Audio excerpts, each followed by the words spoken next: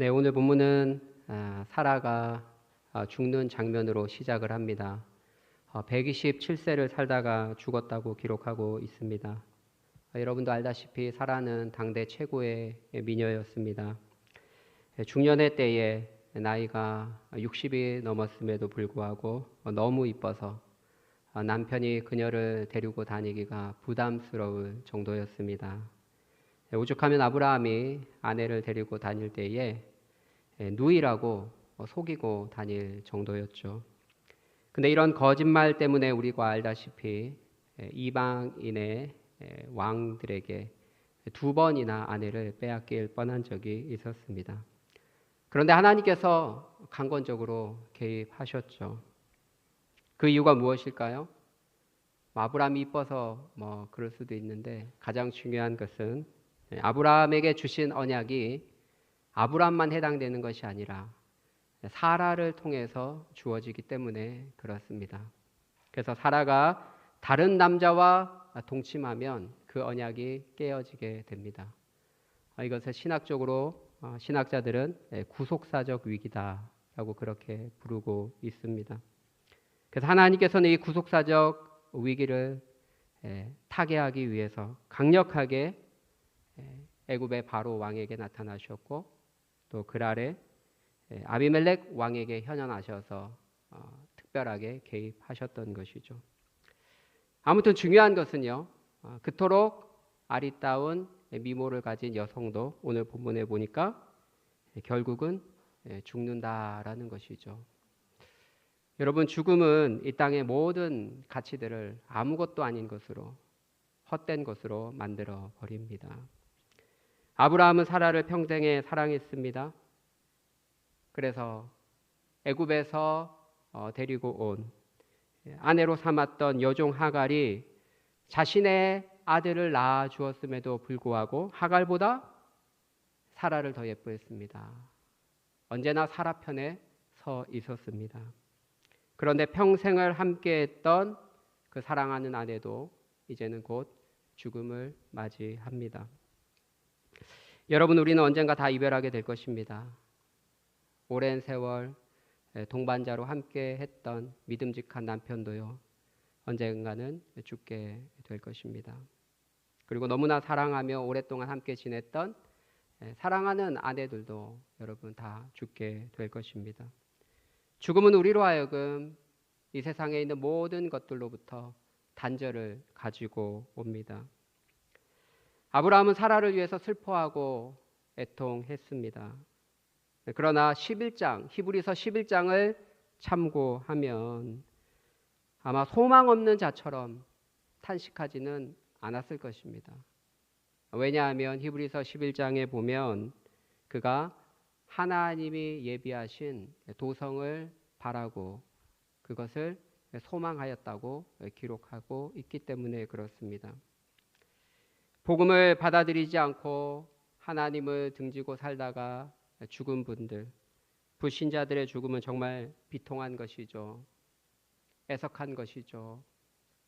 죽는 것도 억울한데 그들은 죽음 이후에 심판이 있고 그 이후에는 영원한 형벌, 둘째 사망, 꺼지지 않는 불못이 기다리고 있으니 그들의 죽음은 너무나 애석한 사건이 아닐 수 없습니다. 그러나 신자의 죽음은 완전히 다르다고 성경은 가르쳐주고 있습니다. 신자의 죽음은 이 땅에서 수고로운 삶을 이제 다 마치고 우리가 그토록 가고자 원하는 천국에 이제는 입성하게 되는 것이죠.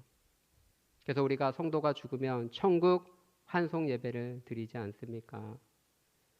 우리가 천국에 그토록 가고 싶다면 죽음이 두렵지 않고 죽음을 사모하게 될 것입니다. 여기 앉아 계신 여성분들은 당연히 군대를 안 갔다 오셨겠죠. 혹시 여성 장교로 갔다 오신 분 있습니까? 그런 분들 빼고는 다 여성분들은 군대를 안 갔다 오셨을 텐데, 여러분, 남성분들이 군에 입대하면요 늘 손꼽아 계산하는 게 있습니다. 무엇인지 아시죠? 제대 날짜, 며칠 남았는지 손꼽아 계산합니다. 요즘에는 이런 일이 없지만 과거에는요 병장들이 좀 못된 병장은 이등병한테 시켜서 아침마다 자신의 남은 날수를 말하게 합니다.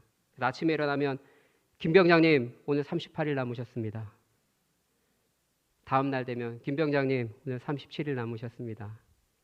그렇게 이야기를 해주는 것이죠.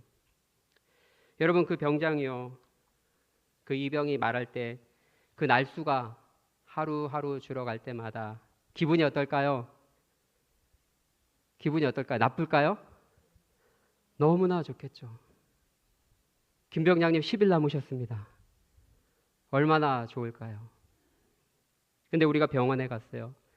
의사가 말합니다. 3개월 남았습니다. 여러분 어때요? 기분이 좋으십니까? 절대 좋지 않죠. 우리에게는 청천벽력과 같은 이야기가 아닐 수 없습니다. 사실 우리가 믿음이 없는 건 아닌데, 믿음이 다 있는데 우리는 왜 그럴까요? 그 이유가 무엇일까요? 아마도 이 땅에 사랑하는 가족들이 여전히 남아있기 때문에 그럴 것이고, 또 때로는 정말 믿음이 좀 다소 부족해서 이 땅에 미련이 많이 남아서 그럴 수도 있겠습니다. 그러나 우리가 사도 바울과 같은 정말 흔들리지 않는 확고한 믿음이 있다면 3개월 남았습니다. 그 이야기가 크게 너무나 큰 청천벽력 같은 그런 슬픈 이야기로 들리지는 않을 것 같아요. 아마 하나님 감사합니다. 내가 그토록 주님 빨리 뵙고 싶었는데, 주님과 얼굴과 얼굴을 대면하면서 하나님 나라에 가고 싶었는데 이제야 부르시는군요. 아마 마음속으로 하나님께 감사하지 않을까, 그런 생각을 하게 됩니다. 그래서 사도 바울은 실제로 뭐라고 고백합니까? 내가 이 육체를 떠나서 그리스도와 함께 머무는 것이 내가 진짜 바라는 것이다. 그러나 내게 맡겨진 소명이 있기 때문에 내가 너희와 함께 있어서 말씀을 전하는 것이 너희에겐 더 유익하다. 그렇게 고백했던 것이죠. 사라의 장례는 거창하게 치러지지는 않았습니다. 왜냐하면 팔레스틴 지역에 있었기 때문인데요. 애굽의 장례는 그 당시 미라를 만들고 향품을 넣고 또 10일 이상 곡을 하고 굉장히 복잡했습니다. 그러나 반면 팔레스틴 장례는 단순했습니다. 그래서 복잡하고 화려하게 장례를 치르지는 않았고요. 다만 그들의 관습에 따라서 시신을 안치해둘 굴이 필요했습니다. 그래서 시신만 넣어놓고 자연 부패하도록 내버려 두는 것이죠. 오늘 본문에도 보면 향료를 바르거나 어떤 미라를 만드는 그런 복잡한 이야기는 나오지 않습니다. 아브라함은 아내의 시신을 매장할 땅을 구하려고 했습니다. 그래서 헷 족속에게 매장할 소유지를 주어 나의 죽은 자를 장사하게 해달라고 부탁을 합니다. 그랬더니 헷 족속이 뭐라고 얘기합니까? 네 주여, 당신은 우리 가운데 있는 하나님이 세우신 지도자이시니 우리의 묘실 중에 당신이 원하는 거 있으면 선택해서 가져가십시오. 그렇게 큰 배려를 합니다. 여기서 아브라함에게 네 주여라고 이렇게 부르고 있습니다. 여기서 네 주여라는 것은 사실은 주인님이라는 뜻인데요. 아브라함을 주인으로 섬기고 자신들이 종이다라고 그렇게 인식하고 있는 것일까요? 아마 그렇지는 않을 것입니다. 보통 상대방에 대한 존중, 특별히 비즈니스 관계에 있어서 상대방을 높여주고 세워주기 위한 존칭이다. 그렇게 일반적으로 이해하시면 되겠습니다. 여러분이 부동산 중개소에 갔어요. 근데 직원들이 여러분에게 뭐라고 부릅니까? 사장님. 사장이 아닌데 사장님. 일반 회사원인데 말단 사원일 수도 있죠. 근데 우리가 가면 뭐라고 부르죠? 사장님. 자동차 정비소에 갔습니다. 근데 직원이 우리에게 뭐라고 부릅니까? 사장님이라고 부릅니다. 일반적인 용어죠. 상대방에 대한 존칭입니다. 비즈니스 관계에서도 그렇고 또 사회생활하면서 존칭이 많이 있습니다. 아마 내 주여라는 것은 주인님 저는 종입니다 이런 뜻이 아니라 아브라함이 가문이 작지만 미개하지만 그래도 일개 부족의 수장이기 때문에 높여주는 사회적 존칭일 것입니다. 그런데 놀랍게도 이 호칭보다 더 중요한 것은 뒤에 말입니다. 뒤에 뭐라고 이야기합니까? 아브라함을 향해서 우리 가운데 하나님이 세운 지도자라고 그렇게 이야기를 합니다. 여러분 도대체 아브라함이 어떤 삶을 살았기에 안 믿는 사람인데 해쪽 속은 불신앙의 사람들인데 그들이 우리 가운데 하나님이 세운 지도자라고 이렇게 부를까요? 어떻게 그런 호칭을 얻을 수 있었을까요? 아마도 성경의 앞뒤 정황을 보면요. 아마도 그것은 그랄 지역에서 블레셋 땅에 있는 그랄 지역에서 아비멜렉에게 아내가 끌려갔을 때 그때 하나님께서 강력하게 아비멜렉 왕에게 나타나서 그는 내 선지자다. 건들지 마라. 그리고 그 아내를 당장 돌려보내라. 엄청나게 협박했거든요. 근데 그 내용을 아비멜렉만 안 것이 아니라 아비멜렉이 그 종들을 다 불러서 그 신하들을 다 불러서 이야기를 해 주었습니다. 아브라함이 이런 사람이니까 건들지 마라 이야기를 해준 것이죠. 아마 그 소문이 그 일대에 다 퍼졌을 것입니다. 그래서 사람들은 그가 하나님이 세운 선지자라는 그런 인식이 있었던 것이죠. 그런데 그런 소문 때문에만 그를 하나님이 세우신 지도자라고 부른 것은 아닐 것입니다. 소문도 있었고 정말 함께 이웃으로 지내다 보니까 정말 소문에 걸맞게 그가 신실하고 좋은 사람이라는 것을 그들은 깨달았던 것이죠. 정말 소문대로 그가 하는 행동이나 그가 하는 말과 삶이 정말 우리랑은 좀 다르구나. 하나님이 세운 지도자인 것 같구나라는 것을 느꼈다라는 것이죠. 소문은 하나님의 지도자로 소문은 났는데 아비멜렉이 그러더라. 그런 일이 있었다더라. 그렇게 났는데 삶은 사기치고 다른 사람 괴롭히고 악덕하게 굴고 그렇다면 아마 그들도 아브라함과 상종하기 싫었을 것입니다. 아브라함에게 이런 호칭을 돌리지 않았을 것입니다. 아브라함이 땅이 필요하다고 했을 때 기꺼이 땅을 내어주지 않았을 것입니다. 소문도 그렇게 났지만 그 소문에 합당한 선한 삶과 영향력이 있었기 때문에 그들이 아브라함을 보고 하나님이 우리 가운데 세우신 지도자라고 불렀다라는 것이죠. 여러분 어떻습니까? 여러분 여러분의 삶에 주변에 관계하는 이웃들에게 우리 가운데 하나님을 믿는 사람이고 하나님이 세운 리더 그런 인식을 주고 있습니까?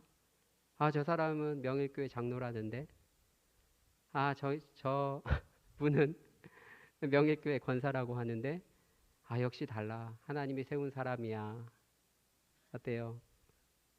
그런 평을 받고 계신 것 같아요? 아니면 말은 하지 않겠습니다. 부정적인 평가를 받고 계십니까? 아마 우리가 우리의 삶을 한번 돌아봤으면 좋겠고요. 여기 계신 분들은 아마 대부분 선한 영향력을 끼치고 있지 않을까 그런 생각을 해봅니다. 예수님도요 우리에게 오후 시간에 살펴봤죠. 너희는 세상의 소금이다, 빛이다 그렇게 말씀하셨습니다. 그리고 너희 빛을 사람에게 비치게 하여 너희 착한 행실을 통하여 믿지 않는 자들이, 불신자들이 살아계신 하나님께 영광을 돌리게 하라고 말씀해 주셨습니다. 여러분, 우리가 빛을 비춘다는 것은 우리의 삶, 선한 삶입니다. 선하고 아름다운 삶과 덕스러운 삶을 통해서 그들이 우리의 삶을 보고 하나님을 영화롭게 만드는 것이죠. 아브라함이 평소 그들과 좋은 관계를 맺었기 때문에 이방인들이, 헷 족속이 아브라함에게 기꺼이 매장지를 내어 주었습니다. 아브라함은 뭐라고 얘기합니까? 막벨라 굴을 선택했고요. 그리고 충분한 값을 치르고 사겠다고 이야기를 합니다. 그랬더니 헷 족속의 일원이었던 그 에브론이라는 사람이 뭐라고 얘기합니까? 아닙니다. 그냥 그 밭을 가져가십시오. 당신과 나 사이에 무슨 이런 거래를 합니까? 가져가십시오. 그렇게 이야기를 합니다. 여러분, 공짜로 주겠다는 거예요. 공짜로. 여러분 같으면 받아야 안 받아요? 우리 같으면 감사합니다. 하나님이 또 이렇게 여호와 이레 할렐루야. 여호와 이레. 당연하죠. 우리는 여호와 이레. 그죠? 감사하죠. 근데 아브라함은 받지 않았어요. 왜 아브라함이 받지 않았을까요? 공짜면 너무 감사한데 돈을 지불하지도 않으면 좋은데 왜 공짜로 받지 않았을까요?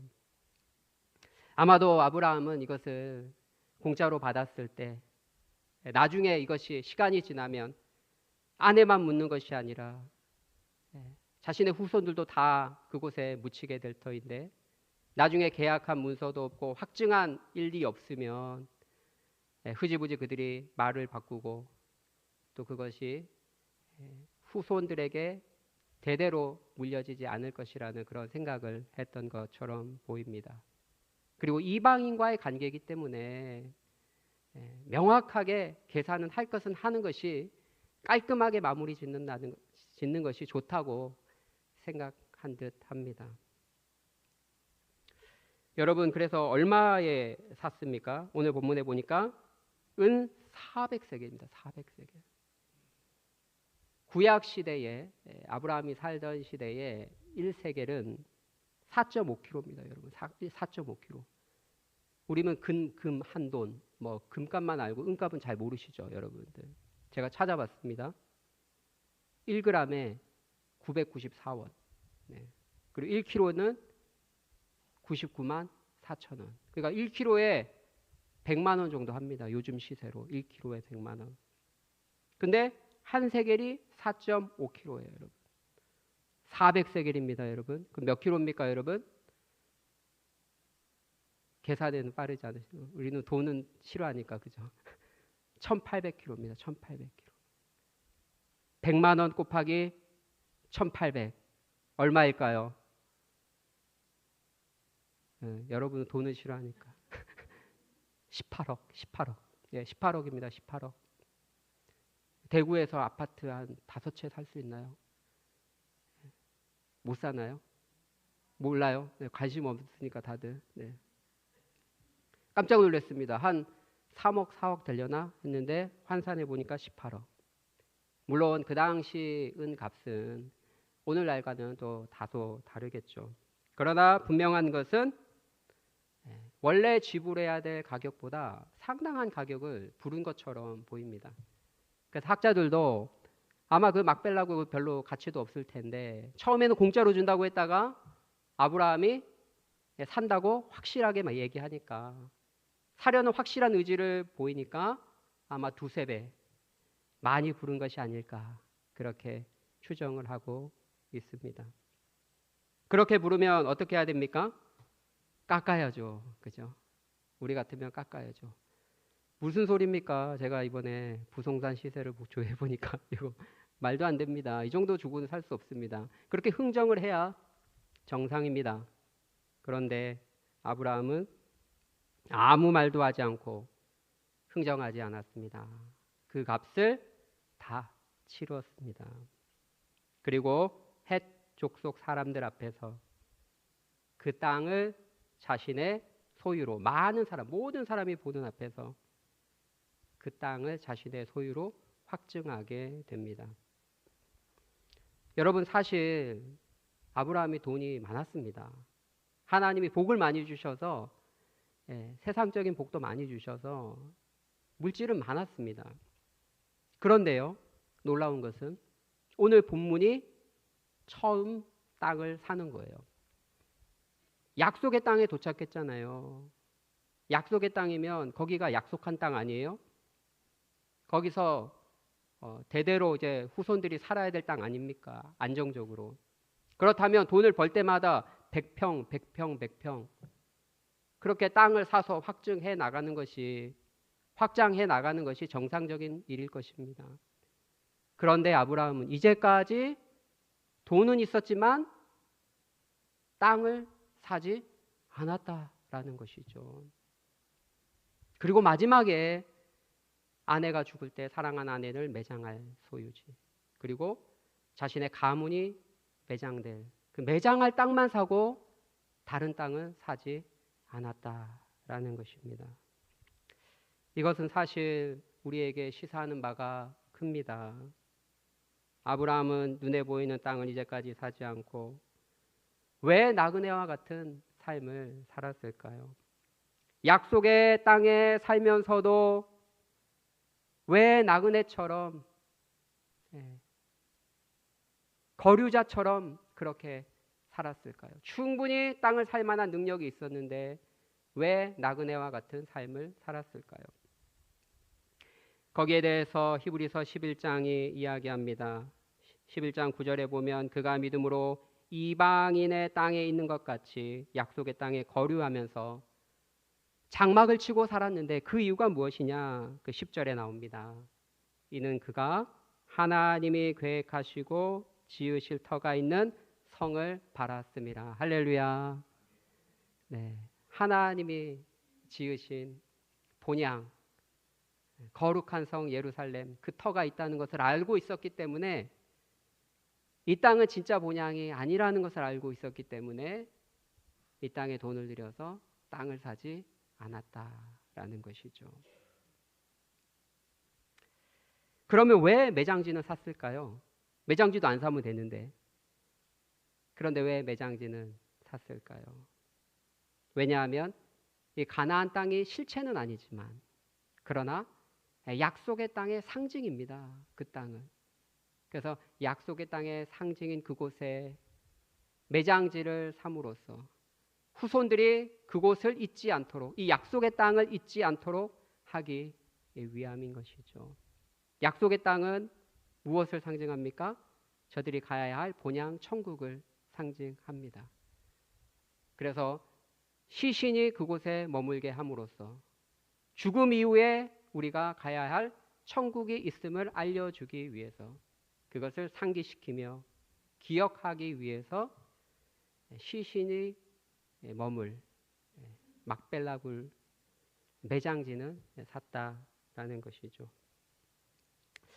여러분, 우리에게요, 여러분이 몇 평의 땅이 있는지 잘 모르겠지만 10만 평의 땅이 있어도 우리가 죽을 때 우리 본인에게 필요한 땅은 채 한 평밖에 되지 않습니다, 여러분. 그것을 기억하시길 바랍니다. 시사하는 바가 커요, 여러분. 왜 매장지만 샀을까요? 우리가 죽을 때 우리에게 필요한 땅은 그 매장지 외에는 사실은 소용이 없는 거예요. 우리에게는 다 두고 가는 거예요. 필요 없는 거예요. 그러니까 매장지만 산 거예요. 또 요즘에는 더구나 화장을 하잖아요, 여러분. 우리 있는 그대로 이렇게 그대로 넣지 않잖아요, 관에. 화장을 해서 분골이 되어서 조그만한 상자에 담아서 들어가게 됩니다. 그러니까 요즘 화장하는 요즘 시대에는 사실은 들어갈 땅이 그렇게 많이 필요하지도 않아요. 한 평도 필요 없습니다. 충역교회도 묘지 동산이 있는데요. 근데 자연장을 보통 많이 하십니다. 매장 워낙 비싸니까. 근데 자연장 가보면 20cm, 20cm 이 정도 구멍 내고요. 그리고 거기에 분구를 넣어요. 그리고 철로 이렇게 덮어놓습니다. 묘지도 없어요. 묘지도. 아니 그 묘도 없어요. 비석도 없어요. 비석도 없고 다만 이름만 몇 구역에 몇 라인. 나중에 저쪽에서 확인할 수 있는 거예요. 그렇게 따지면 뭐 30cm, 30cm 뭐 얼마나 좁은 공간인지 몰라요. 근데 우리 명일교회 와 보니까 깜짝 놀랐습니다. 우리 명일교회는 대단해요. 매장이 아니라 우리도 화장인데 우리는 매장처럼 굉장히 넓은 지역을 줍니다. 비석도 주고. 정말 좋은 교회입니다. 깜짝 놀랐습니다. 너무 좋은 교회입니다. 우리가 죽은 이후에 우리가 들어가야 될 곳은 이 땅인데, 근데 그곳은 아주 적은 공간에 불과하다라는 것이죠. 우리에게 있어서 우리가 매장할 공간 외에는 사실은 우리에게 필요한 땅은 없다라는 것을 우리에게 알려주는 듯 합니다. 중요한 것은 자연장을 하든 매장을 하든 우리에게 안치되어야 될 장소는 필요하겠죠. 그래서 그 장소만 아브라함은 구입을 한 것이죠. 그 외에 다른 땅을 그는 구매하지 않았던 것입니다. 말씀을 맺겠습니다. 오늘 아브라함이 사라가 죽은 뒤에 막벨라 굴과 그 땅을 산 이야기를 다루었습니다. 그는 이 땅에 소망을 두지 않고 저 하늘나라 천국, 하나님이 예비하신 도성이 있음을 알고 거기에 소망을 두고 살았습니다. 돈이 많으면요, 당연히 이 땅에 관심이 있기 마련입니다, 여러분. 왜 그럴까요? 돈이 많으면 누릴 것도 많고 해야 할 것도 많고 즐길 것도 많기 때문에 관심이 당연히 교회나 하나님의 일보다는 세속적으로 놀러 다니고 세속적으로 돈을 쓰는데 관심이 많은 것이죠. 돈이 없어도 먹고 살아야 되니까 거기에 또 집중할 수밖에 없죠. 그러니까 돈이 없으나 우리 중심에 믿음이 없고 우리 중심에 하늘의 소망이 가득 채워지지 않으면 우리의 삶은 흔들릴 수밖에 없는 것입니다. 그러나 우리 안에 예수로 충만하고 우리 안에 하늘의 소망으로 충만하면 돈이 있어도 돈이 없어도 언제나 항상 하나님께 감사할 수 있고 하나님 중심의 삶을 살 수 있는 것이죠. 그래서 아브라함은 돈이 많은 사람이었지만 이 땅에 소망을 두지 않고 하나님이 예비하신 도성에 소망을 두고 살지 않았나, 그런 생각을 하게 됩니다. 사도 바울도 뭐라고 고백을 합니까? 풍부에 처하나 곤핍에 처하나 그리스도 예수 안에서 일체 자족할 수 있는 비결을 배웠다라고 이야기하고 있습니다. 주 안에서 예수 그리스도 안에 있으면, 내게 능력 주시는 자 안에 있으면 내가 어떤 환경 가운데 있든지 내가 모든 것을 할 수 있고 능히 감당할 수 있더라, 그렇게 고백했던 것이죠. 오늘 주신 말씀을 기억하면서요, 여러분 안에 하늘에 대한 소망으로 가득 차시기를 바라고요, 예수로 충만하여 그분 안에서 어떤 환경 속에서도 늘 감사하고 승리의 삶을 사시기를 예수님의 이름으로 축복합니다.